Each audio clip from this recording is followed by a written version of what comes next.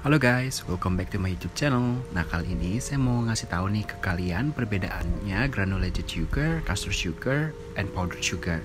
Jadi biasanya orang-orang masih pada bingung ya, bedanya tuh mereka apa sih? Well, dengan video kali ini semoga bisa membantu kalian supaya nggak bingung lagi ya membedakannya. Let's get started. Nah, yang pertama ada granulated sugar atau biasa disebut white sugar, table sugar, atau regular sugar. Dalam bahasa Indonesianya disebut gula pasir atau gula meja.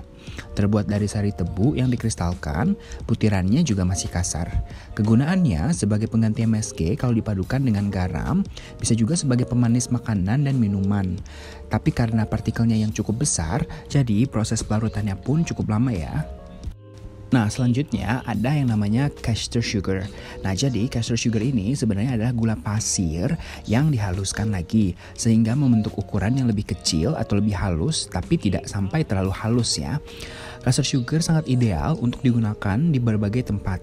Jadi karena partikelnya yang kecil, caster sugar lebih mudah larut, bahkan bisa larut pada minuman yang bersuhu ruang ya, tidak panas atau tidak dingin. Paling cocok untuk digunakan sebagai bahan campuran dan pembuatan adonan kue, roti, cookies, pastry, dan berbagai makanan lainnya. Karena partikel yang lebih halus dari gula pasir biasa, sehingga proses pelarutannya lebih cepat dibanding menggunakan gula pasir biasa. Nah, yang terakhir ada powdered sugar. Kalau powdered sugar sendiri biasa disebut gula tepung, icing sugar, atau gula halus. Terbuat dari gula pasir atau gula kastor yang dihaluskan lagi sampai membentuk partikel yang sangat halus seperti tepung.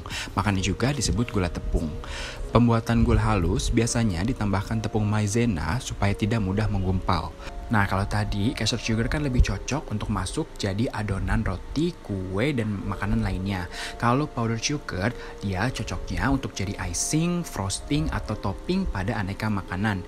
Karena tekstur yang sangat halus sehingga proses pencampurannya pun sangat mudah. Misalnya bisa jadi campuran untuk buttercream, royal icing, fondant, atau hanya jadi taburan pada pancakes, waffle, dan makanan lainnya. Nah, jadi sampai sini kalian sudah tahu kan apa bedanya granulated sugar, caster sugar, dan powdered sugar. Semoga videonya bermanfaat ya. Thank you guys for watching. See you in the next videos and have a nice day.